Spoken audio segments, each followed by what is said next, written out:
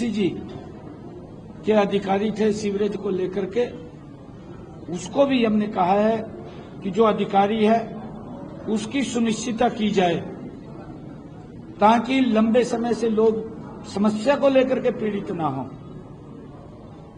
त्वरित उनका समाधान हो, टाइमली हो, उसको टाइमबद्ध तरीके से आप बता करके उसका समाधान करें, लोगों की बात को सुनें। अगर कोई व्यक्ति अपनी समस्या को लेकर के एप्लीकेशन लेकर के आ रहा है तो उसको तुरंत सुन करके उसका समाधान करें, ये हमारी प्रथम प्राथमिकता है। ये हमने अधिकारियों को कहा है और उनके सुनिश्चित भी किया है कि कोई व्यक्ति बार बार शिकायत लेकर के आता है तो वो फिर बार बार आपको दिक्कत का सामना करना पड़ेगा, आप उसको प्राथमिकता के आधार के ऊपर सुने।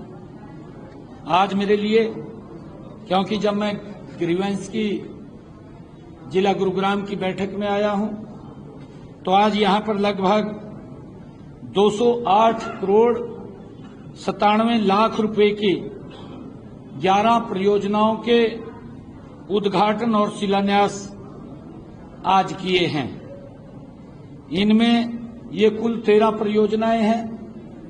13 परियोजनाओं में से 11 परियोजनाओं के आज 169 करोड़ 5 लाख रुपए की लागत से उद्घाटन हुए हैं और 29 करोड़ 92 लाख रुपए की लागत से 2 परियोजनाओं का शिलान्यास किया है। यहां पर एक वाटर ट्रीटमेंट प्लांट 100 MLD का चंदू बुढ़ेड़ा में 83 करोड़ 28 लाख रुपए की लागत से इसका उद्घाटन हुआ है।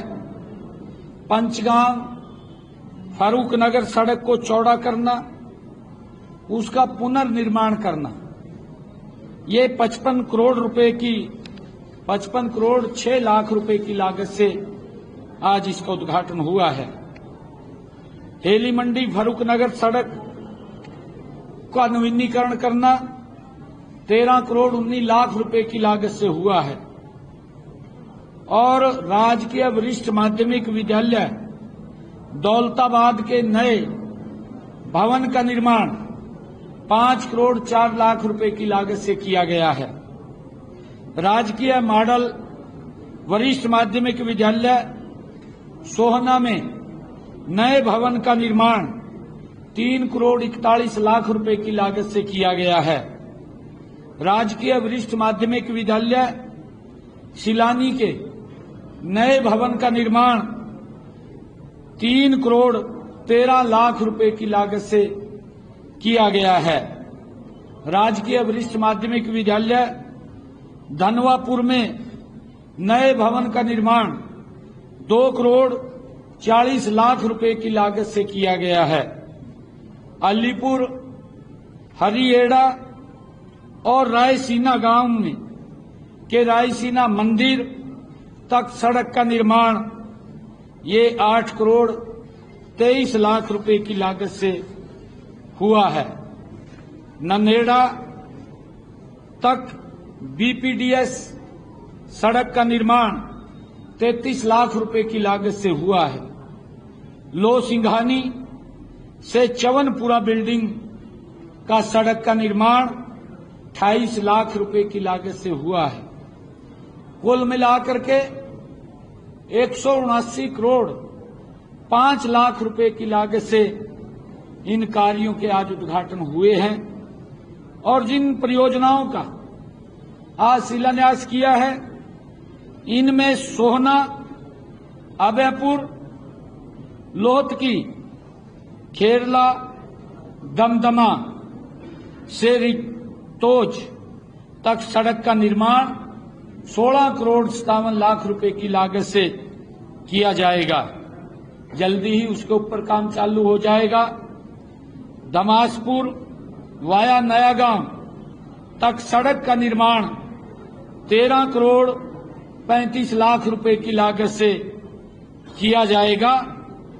कुल मिलाकर के 29 करोड़ 52 लाख रुपए की लागत से ये कार्य किए जाएंगे। और मैं बताना चाहता हूं कि अभी मुझे हमारे केंद्रीय मंत्री कृष्ण पाल गुर्जर जी और हमारे सभी विधायक और मंत्रीगण फरीदाबाद की एक समस्या को लेकर के मिले थे, क्योंकि माननीय सुप्रीम कोर्ट का एक आदेश और हमारी सरकार का दायित्व है कि माननीय सुप्रीम कोर्ट के जो आदेश हैं उनका पालन करना।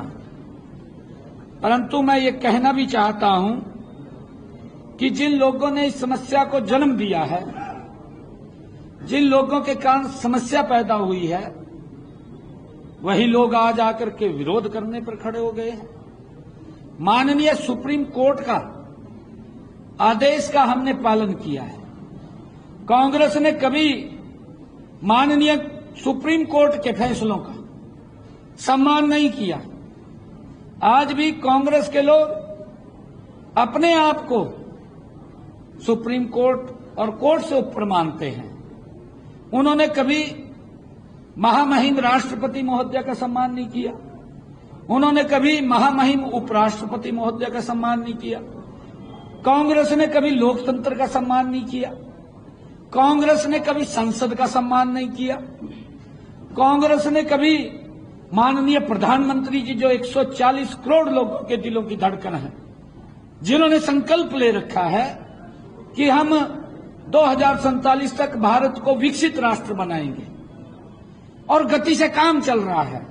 11 वर्षों के अंदर आज धरातल के ऊपर काम दिखाई दे रहे हैं। आज देश के अंदर सड़कों का जाल बिछा है। आज एयर कनेक्टिविटी बढ़ी है।